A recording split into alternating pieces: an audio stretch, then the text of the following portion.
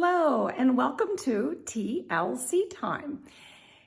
I would like to take a few minutes to explore emotional intelligence and intuitive intelligence. Now, emotional intelligence is much more well known due to the seminal work by Daniel Goleman back in the 90s. And if you haven't read any of his books or some of the spin-offs from his book, notably by the Harvard Business Review, they've produced articles and books based on his work. I highly recommend that you do. I hope that you'll take a look and challenge yourself to grow your emotional intelligence. So let's talk about what it is.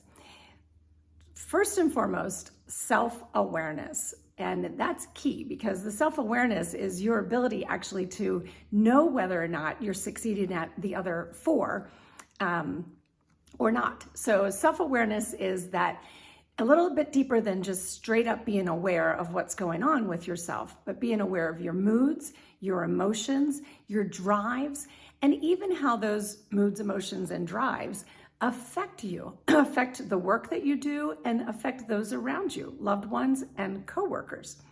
So having that self-awareness is sort of step one in uncovering all else that encompasses emotional intelligence.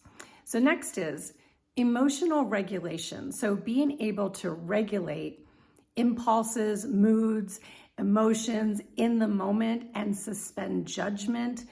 All of that is your ability to regulate your emotions.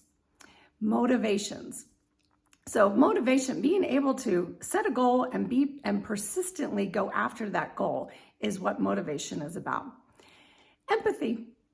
Yes, we all desire to, and we believe that we have a good dose of empathy day in and day out, particularly in how we relate to others, but even empathy for ourselves and our ability to have some self-care built into our day. So the empathy is the understanding of those emotions and those moods, and then determining how you interact based on that.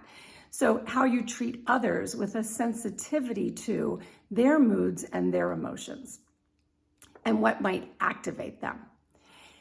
Social interactions, and so that's your networking, that's your ability to build trust, that's your ability to connect with others in a way that's meaningful. So having a rapport, having a way that easily enables you to connect with others. So those are the 5 key components of emotional intelligence. And I want to talk a little bit about intuitive intelligence. Before I do, I encourage you to go on the Thriving Leader Collaborative website. There are several articles about emotional intelligence, and there's even a Thriving Leader Collaborative assessment that we've produced. And one key component of that is how emotionally intelligent you are. You don't need to take our assessment. There are some others. Psychology Today, I think, does a really good job of producing an emotional intelligence assessment that you can see. You can see sort of compared to others, because this is an international assessment, how you fare as far as your emotional intelligence. So intuitive intelligence. First, I'd like to read you a definition of what it is. I really like this one. Non-conscious emotional information from the body or the brain, such as an instinctual feeling or sensation. So think about that. How often does it happen to you that you go, oh, gosh, I have a lump in my throat. I'm thinking about something particularly sad, or I'm about to respond to somebody who's grieving and I can feel that lump in my throat. Or I have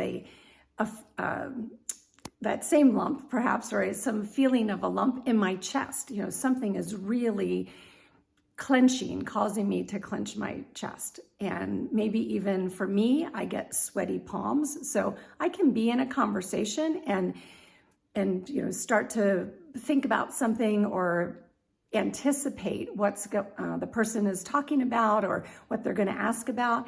And when I have any sense of being unsure, I know that I'll start to get sweaty palms, or if I can see where my thought process is going and I want to kind of pull that back. So it's a really good indicator to me to pause and back up a little bit and take a deep breath and think about what's coming next. And think about also the actual physical reaction that I'm having.